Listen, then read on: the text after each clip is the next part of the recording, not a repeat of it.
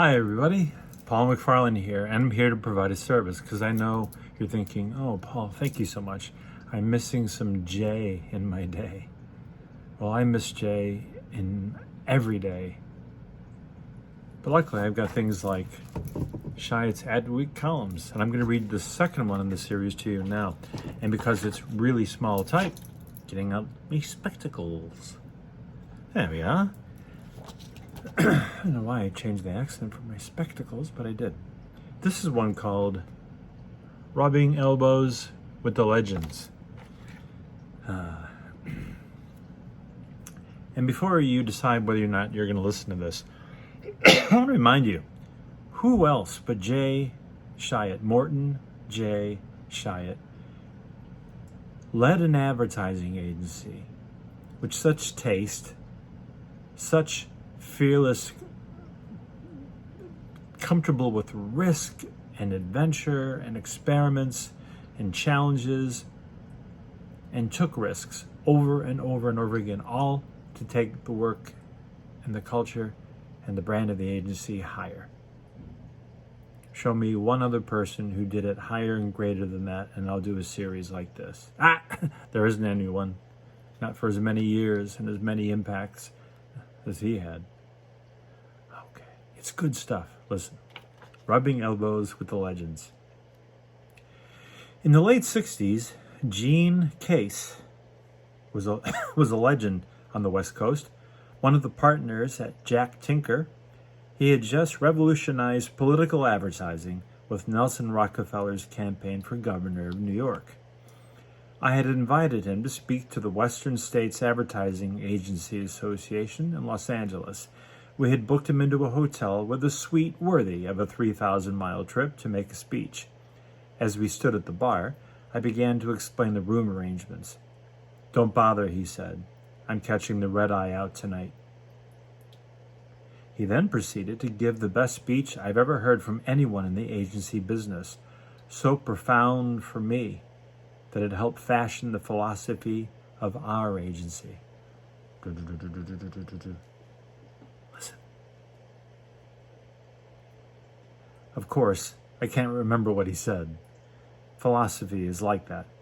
But the essence was that you become what you say you will become. What you say, you will become.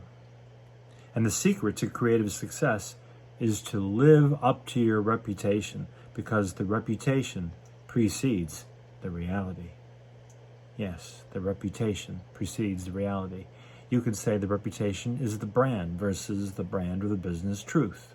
What people think about you because of your advertising will inform them as to who they are to you. No matter what you say, the truth is otherwise. You run great ads? That's good for you. You run crap ads? Good luck. It was right after that speech that we started telling everyone we were a creative agency. And eventually, I believe we became one. The interesting thing is that no one ever questioned the claim. No one ever said, "No, you're not." Usually they just said, "Oh," not even, "Oh." And I guess it was about then that I realized that perhaps what you appear to be is even more important than what you are. At least until you became what you appeared to be. Does that make sense? Well, it did when Gene Case said it a long time ago. I was program chairman for the WSAAA that same year and had arbitrarily decided there were some people I really wanted to hear. Mary Wells, Jerry Della Femina, and Howard Gossage. Yes, I'll put it in here so people who love Howard Gossage like I do will know to watch this. Howard was the West Coast's slightly bizarre creative answer to Bernbach and Ogilvy. We didn't have a budget for speakers, for my plan was based on the idea they'd be too embarrassed to send a bill.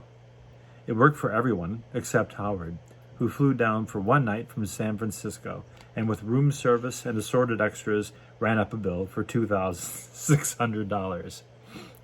Mary Wells' agency was the hottest thing in advertising. She spent 2 hours at a poolside cocktail party in Palm Springs at 110 degrees in the shade and didn't shed a drop of perspiration. The fact that she had mesmerized No, the fact that she had me mesmerized was no surprise.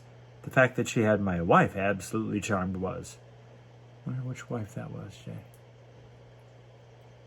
Della Femina was the only absolutely honest speaker in the business.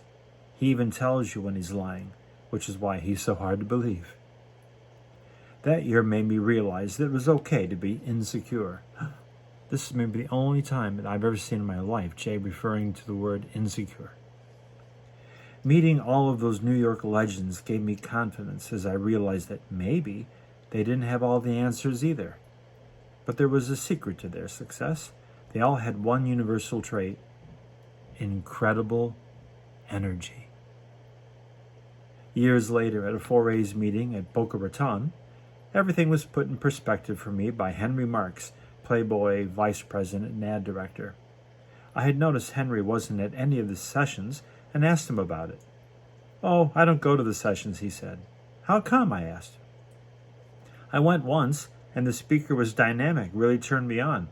But as I charged out of the auditorium, I said to myself, what am I doing? This isn't going to change my life. So I don't go anymore. And I always come home with a nice tan." Rubbing elbows with the legends.